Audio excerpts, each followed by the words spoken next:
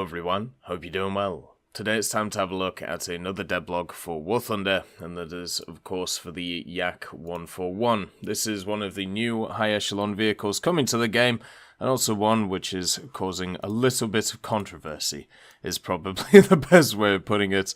It's coming in to rank 8 for the USSR tech tree, and it's going to be end of the line just after the Yak-38, since it's another VTOL aircraft, with a slightly different story though compared to the Yak-38. Let's get into the history of this vehicle.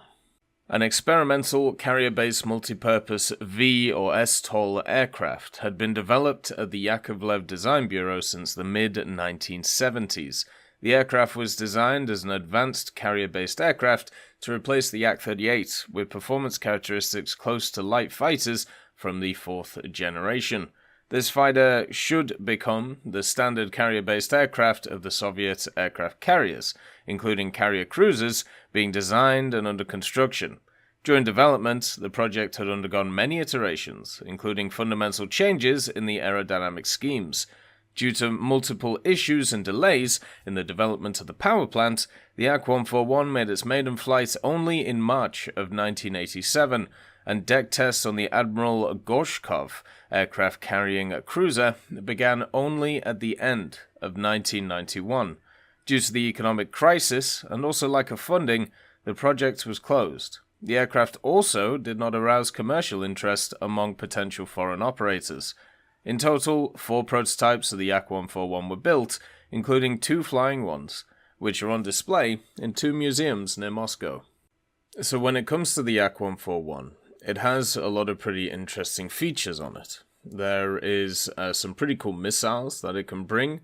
Of course, all of the high echelon ones that you generally see from stuff like the MiG-29. But one of the major things is that it's able to carry a few more of them in general terms. So if you want to bring 4 R-27Ts, you can do. If you want to bring 4 R-27Rs or ERs, you also can do. The hard points it's limited to is 4 of them, but you can bring pretty much anything you want on all of those different hard points. Since this vehicle was pretty much a prototype, it can bring whatever it wants, because they can just kind of add whatever they feel like to it, and then if it isn't balanced, then they can take it away, and then so on and so forth.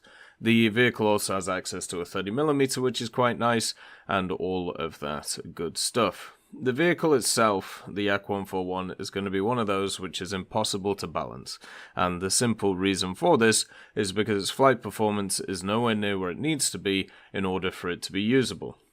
And because they're deciding to give it this crazy weaponry, and because there is also other weaponry that it could get to make it even crazier, such as, the R-73, the R-77, stuff like that, then we're going to see just an absolute gong show of this vehicle. If you haven't worked out over the last few years what's been happening in War Thunder, there is a lot of vehicles that they've added which do not have very good flight performance, or just generally are weaker in that regard, but excel when it comes to the weaponry options.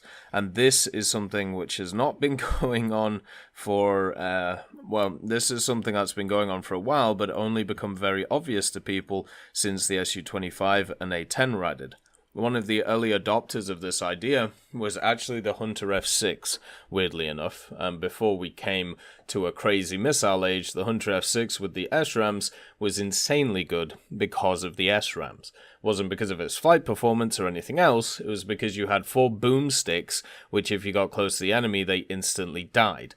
Now, when it comes to the Yak-141, it has an insane radar on it, it has insane missiles on it, and this means that it can dictate the battle from that point, but if it ever gets into a dogfighting scenario, it should get clapped. But also, because it's a prototype and you can make up pretty much whatever you want about it, as we've already seen when it comes to the vehicle and the discussions around it, what's going to end up happening is they can even modify all the flight performance stuff to make sure that it flies well as well. So, in the end of the day, this vehicle can be whatever Gajin wants it to be, which surely is a perfect platform for a vehicle, in order to balance it and have a bit of fun with it. But unfortunately, with a bunch of the vehicles that we've seen in the past, Hori Production, R2Y2, even, stuff like the Kronstadt more recently. It turns out making vehicles with dubious data around them and also dubious armaments obviously don't produce very balanced things, which is kind of counter to what it should be, but all I'm going on is what it actually is. What you're getting here is a brick with a ton of really nice weapons on it, which may not handle like a brick, depending on what flight performance they decide to give it. It's an interesting design, not very innovative for the time, but at least interesting to many.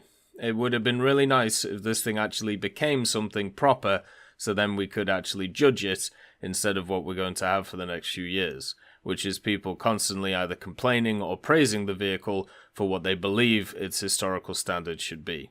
As always, I hope you have a wonderful day, and I'll see you next time. I'd just like to thank Millie Draper, Juan the Panda, Nick R. Cupila, Carrion Crow, Gus Irenicus, Pyman, Merciless Reaper, Orange Tail, Teddy, Daniel Stanton, Moxie B. Young, Peter Grayling, Jerry Provolt, Bareen, Alan Hacker, Sem Arslan, Uncle Bean, Derek R., and Lafouche for supporting the channel.